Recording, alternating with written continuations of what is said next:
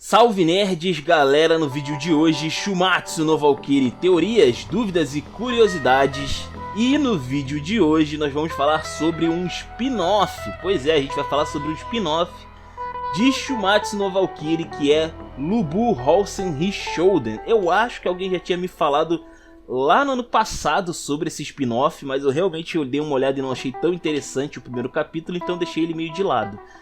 Mas saiu aí um segundo capítulo bem mais interessante, então eu decidi pelo menos deixar aqui registrado que existe spin-off da obra, né? E falar um pouquinho sobre ele e o que pode representar para o futuro de Shumatsu no Valkyrie, né? Já que é um senhor spin-off, né? O primeiro spin-off aí dessa obra, mostrando que a obra está fazendo sucesso, né? Deve estar fazendo sucesso principalmente na China, porque o primeiro selecionado foi o Lubu, né? Então assim, tem aí eu tô vendo o marketing rolando aí, gostei, foi um marketing bem inteligente deles aqui. A gente vai falar então a respeito desse spin-off, tá bom? Lembrando que eu não tô postando imagem no vídeo por questão de direito autoral, recomendo que vocês abram uma página paralela e venham acompanhar comigo, belezinha? Então vamos lá. Vamos começar aqui então com o questionamento do primeiro capítulo, que é quem é o homem mais forte abaixo dos céus, né?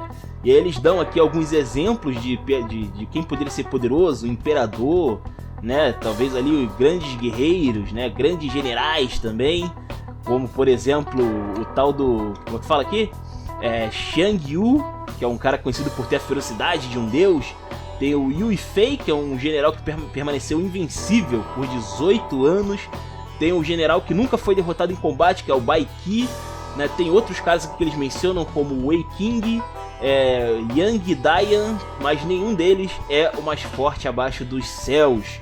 O mais poderoso, né? Aquele que fez de tudo para alcançar o topo, é o Lubu, né? O cara brabo. A gente vê aqui uma cena de guerra onde ele parte um cara e o cavalo do cara também em um único corte, tá ligado? Brutal, é um ataque brutal mesmo que o Lubu fez aqui.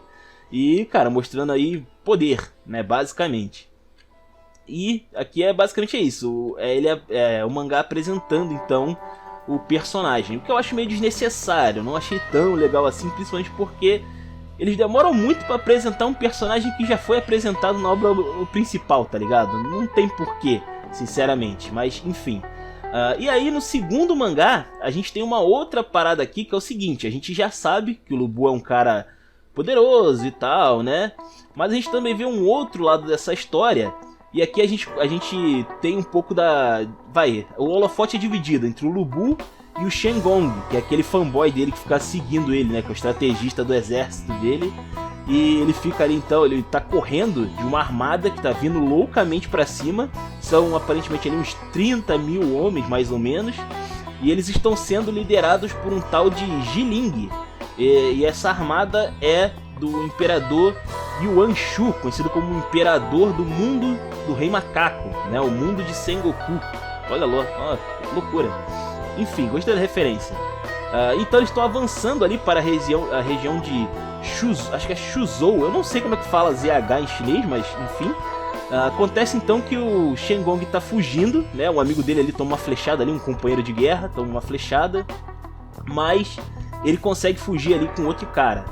Enfim, acontece então que ele de volta ali pra base, né? A base do castelo Chapi, acho que é Chapi que fala.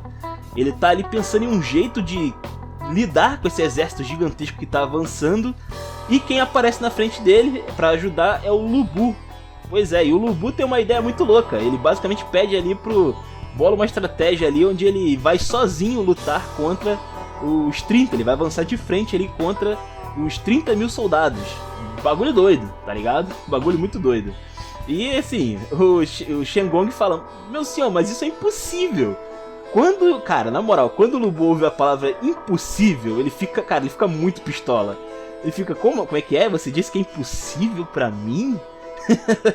Muito bom, mano. Aí também depois a gente vê outros personagens aqui que apareceram no torneio, que é o Liu Bei também. Tem outros personagens aqui que aparecem também, como acho que é Zhang Fei, e por aí vai, cara. Tem vários outros aqui, tem o Guan Yu também. E eles ficam vendo ali essa armada se aproximando, né? Eles já pensando ali em lutar e tal. Só que a gente vai pro exército inimigo E os caras, tem um cara ali que fez até uma tatuagem do tigre ali, que o general, o tal do Ji, ele tem ali uma... Ele vem montado num tigre gigante, né? O cara é grande e vem montado num tigre gigante, muito louco. E acontece que, enquanto esse soldado tá mostrando ali a tatuagem pros outros soldados, o Lu Bu vem todo imponente ali na frente deles e, tipo, os caras abrem caminho, tá ligado? É bizarro, os caras abrem caminho pra ele. E aí ele fica de frente pro general inimigo, onde eles têm ali uma breve conversa. Ele vem acompanhado do Shen Gong e também de um estandarte que ele tá carregando, um poste gigantesco estandarte. Enfim, acontece então que o general inimigo faz uma proposta para o Lu Bu. Olha só, Lu Bu, tem um desafio pra você. É o seguinte, olha só. Tem uma alabarda ali no topo daquela colina. Você tem que acertar essa alabarda e atravessar ela. Se você conseguir fazer isso, eu retiro todos os meus homens e a gente não tem guerra. Não vai rolar guerra nenhuma aqui. Por outro lado, se você falhar, eu te mato com as minhas próprias mãos. E aí, topa? Né? E ele, topo, vamos cair pra dentro, né? Vamos lá. E cara, é bizarro, porque é uma distância considerável que tá a alabarda. E a princípio, né, o Shen Gong manda outro desafio impossível, né? Ele fala ali, é impossível um humano acertar uma alabarda nessa distância. E aí o Lu Bu obviamente fala, mano, impossível, você falou que é impossível, é isso mesmo? Você falou que é impossível de novo. E aí o que ele faz? Um soldado inimigo ali oferece um arco e flecha pro Lu Bu, mas ele diz que não vai usar um arco e flecha, olha que louco. E aí ele pede pro Shen Gong pegar aquele estandarte gigante que a gente vê ele trazendo. O Shen Gong consegue levantar o estandarte com uma grande dificuldade, né? Porém o Lu Bu consegue segurar o mesmo estandarte com um único braço e sem grandes esforços. Você vê que ele não tá nem ofegante, ele tá tranquilo, tá ligado? Ele tá tranquilão. E aí ele mira e joga esse estandarte. Ele usa uma força impressionante para arremessar um objeto desse tamanho, né? O que choca bastante. Porém, aí vem uma parte muito engraçada desse momento, desse desafio, porque o general inimigo estava esperando algum tipo de arco e flecha sendo usado aqui para acertar o estandarte. Só que ele até pensou, pô, de repente vai que tem um cara super boladão no exército inimigo, né? Ele não vai, vamos dizer assim, ele pode acabar acertando, a flechada lá na alabarda. Então o que eu vou fazer? Vou deixar um cara lá, tomando conta, e quando vier uma flecha, esse cara vai rebater, tá ligado? Só que o Lu Bu, ele usou um estandarte gigantesco, cara, ele tá com um poste, tá ligado? A centenas de metros. Simplesmente o soldado inimigo que tava lá perto da alabarda, quando viu aquilo, só teve tempo de falar, perdemos, tá ligado? E foi atravessado por um estandarte gigante. O próprio estandarte conseguiu bater ainda na alabarda, bem no alvo inclusive, e fincou no chão. Cara, eu não sei o que foi mais impressionante aqui, a força do Lu Bu ou a pontaria dele. Os dois são monstruosos, sinceramente.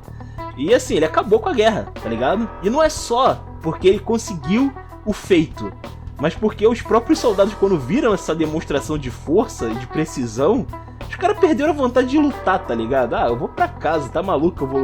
Eu vou lutar com esse cara nada, porra? Tá maluco?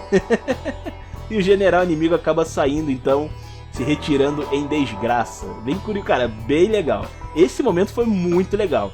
E assim, você vê que não rolou nenhum grande combate e tal, mas a cena por si só é muito legal de se acompanhar. Esse segundo capítulo eu gostei bastante. O primeiro é meh, sinceramente eu achei meh. Mas esse segundo eu achei sensacional. O Lu Bu acabou com uma guerra, tá ligado? Praticamente sozinho. O cara não fez muita... Ninguém mais fez alguma coisa ali. Ninguém se esforçou mais do que ele ali. Foi bem legal. E o Shen Gong enaltecendo ele pra caraca, que é fanboy pra cacete, né? O Shen Gong é fanboy do Lu Bu pra caramba. Então assim, muito legal mesmo. Agora, falando sobre a importância desse spin-off, tá? É muito importante. Por que eles escolheram o Lu Bu? Como eu já falei, eu acho que teve uma pegada mais mercadológica, né? Já, afinal, o Lu Bu, além de ter sido o primeiro humano a competir no torneio do Ragnarok, né? Ele foi o primeiro a mostrar que um deus pode sangrar, ele botou pressão no Thor, né? Apesar de ter sido derrotado. E, obviamente, a gente tá falando aqui que, com certeza, esse spin-off existe por causa da China, vai? Eles fizeram ali esse spin-off especificamente para que os chineses comprassem. Mas tem mais do que isso. Por quê? É bem capaz que por causa desse spin-off, digamos que, sei lá, até o final desse ano ele faça sucesso. Isso pode abrir caminho para outros spin-offs, sabe? Spin-off do Adão, do Raiden, do Kojiro, né? Talvez até dos deuses, por que não? Talvez a Titanomaquia que eu falei há um tempo atrás possa acontecer um spin-off. Pode ser, é possível, sabe? Então dá pra fazer alguma coisa aí, sabe? Bem interessante, a gente vê um pouco mais então sobre os bastidores desse universo shonen muito louco que é Shumatsu no Valkyrie. E é isso que eu queria trazer pra vocês, espero que vocês tenham gostado. Comentem aí, os comentários são de vocês, se inscrevam, compartilhem. Taverna do Bacon, link na descrição. Eu vou ficando por aqui, valeu nerds, fui!